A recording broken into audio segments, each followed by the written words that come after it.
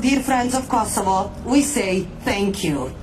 In this spirit, we are gathered here today to honor their legacy and to reaffirm our commitment to always further deepening and enhancing our unique and historic alliance. Ladies and gentlemen, I invite Ocarina Choir to perform American Anthem.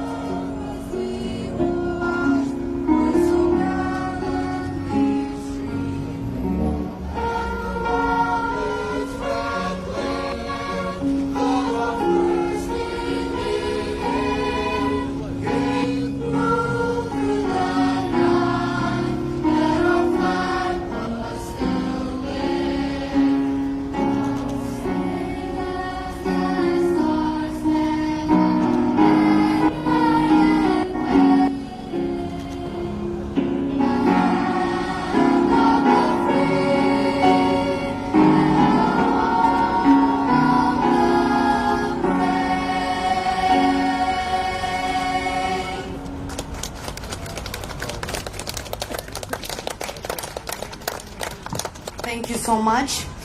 I would like to invite Madam President Ms. Vjosa Osmani to join me on the stage for a brief speech.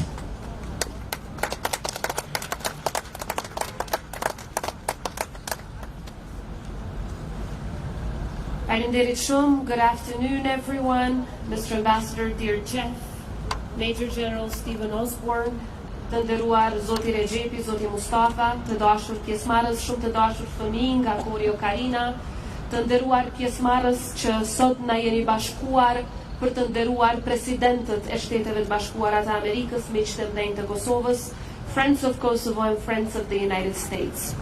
Today, right here in the heart of Pristina, we pay tribute to a day that resonates far beyond the borders of the United States, President's Day.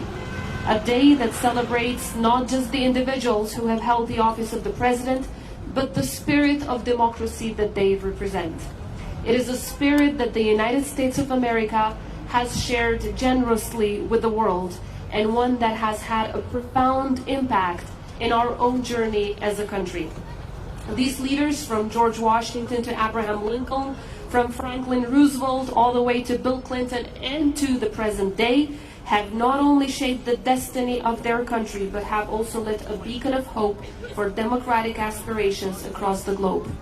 Their legacy teaches us that leadership is about putting service above self, and that the true measure of a nation's greatness lies in its commitment to the dignity and the rights of all of its citizens, but equally so, to the alliances and partnerships it builds.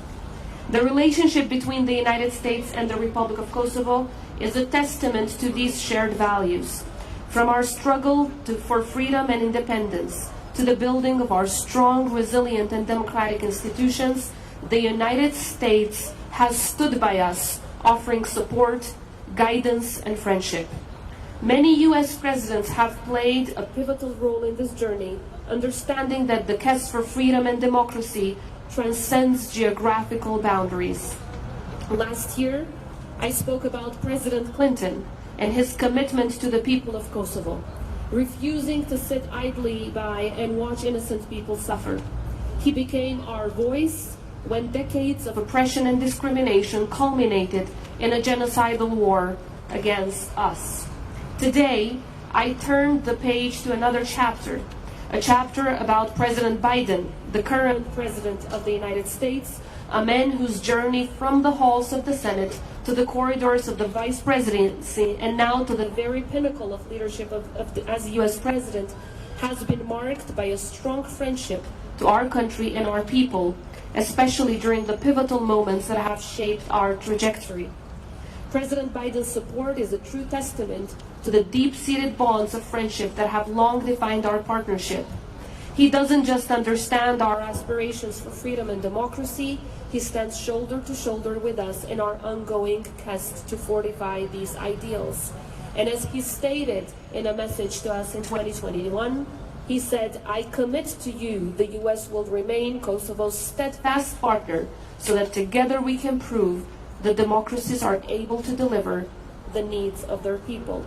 And just yesterday, we all commemorated another special day, the Day of Recognition of Independence from the United States towards the Republic of Kosovo, through an extremely strong and supportive message by President Bush, who was the very first president to receive a delegation from the Republic of Kosovo after we declared independence.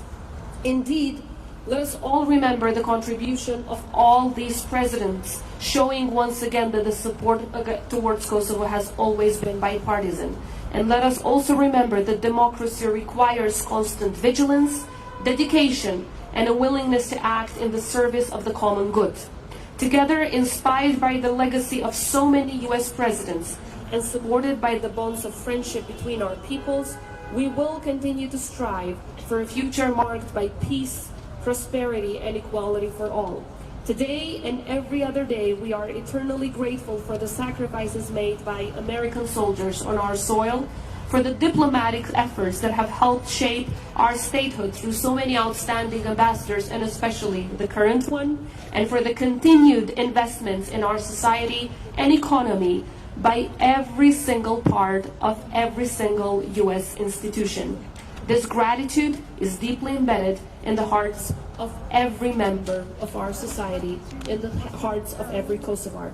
Ladies and gentlemen, may the relationship between our two countries and the friendship between our peoples continue to flourish, and may God bless the Republic of Kosovo and the United States of America. Thank you. I'm David.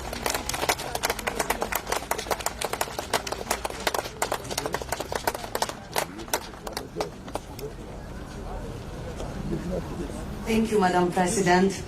I will kindly also ask the U.S. Ambassador of the Republic of Kosovo, Mr. Hovenier, to join me on the stage.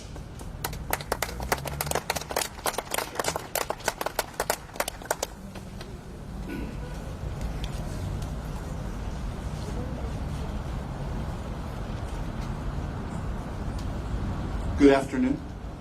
Happy President's Day. President Osmani, General Osborne, distinguished guests, children in particular.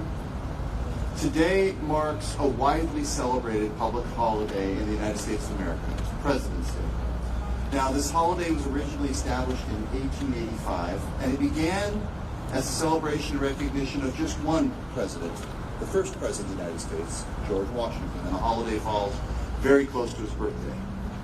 But we figured something out, which is, while President Washington was and remains one of the seminal figures in our history, he was not the only one. And we took a decision as a society to make the holiday more all-encompassing, to include and honor all United States presidents from the past to the present, which is precisely what we're doing here today in Pristina. Now, in honor of President's Day, the White House Historical Association, which is a nonpartisan, nonprofit partner to the White House, has established a tradition in which American diplomats join their hosts abroad to pay tribute to statues, monuments, and busts of U.S. presidents around the world. And thanks to the efforts of the White House Historical Association today, embassies and consulates of the United States all around the world are celebrating American presidents and their connection to the world outside the United States. Now, this doesn't happen in every country around the world. It only happens in countries that have made the decision and made the effort to have some representation of a United States president in other countries. So today in the United Kingdom, people will be gathering around a statue of John Adams. Today in Paraguay, people will be gathering around a statue of Rutherford B. Hayes. There's a trivia question for you. And of course, today in Kosovo, we are gathering around a statue of President William Jefferson. Now, I'm proud to join my counterparts around the world in paying tribute to the office of the President of the United States of America and recognizing the strong U.S. connection with the people of Kosovo, as embodied so clearly by the statue of President Clinton. And I'm truly honored, and on behalf of the United States, I can say we are all collectively truly honored that President Osmani and her team have led the effort to ensure that today, on this day, on President's Day, we pay tribute to all U.S. presidents, and we pay particular tribute to President Clinton. Thank you, President Osmani, for paying tribute to our holiday in this way. We appreciate it. Now, I believe this initiative, while it is a global phenomenon, is particularly relevant and special here in Kosovo. Last year, I quoted President Clinton, and I hope you will forgive me if I do so again, because I think his words are so important in underscoring his personal commitment to this country and to the people of Kosovo. In 2019, when President Clinton visited Kosovo, he said, quote, "I will always be proud of the fact that I happened to be the President of the United States when you needed someone to stand up and say no more ethnic cleansing, no more people running out of their homes, no more killing innocent civilians. There's got to be another way."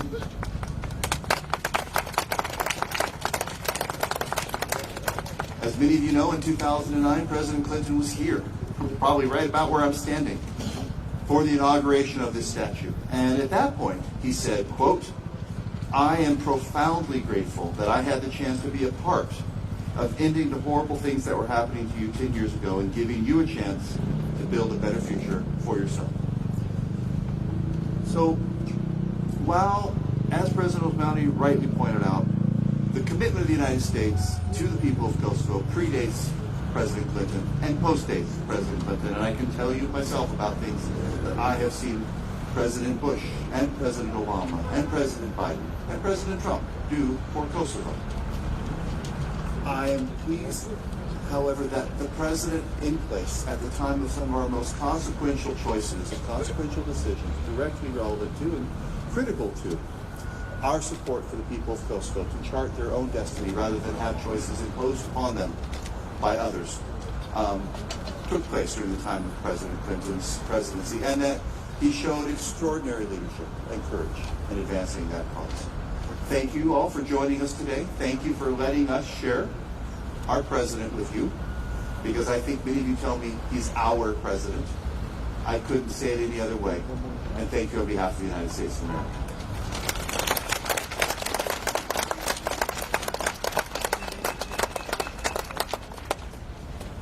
Thank you, Mr. Ambassador. We will continue with Ocarina Choir. They will perform the song, "This Land is Your Land."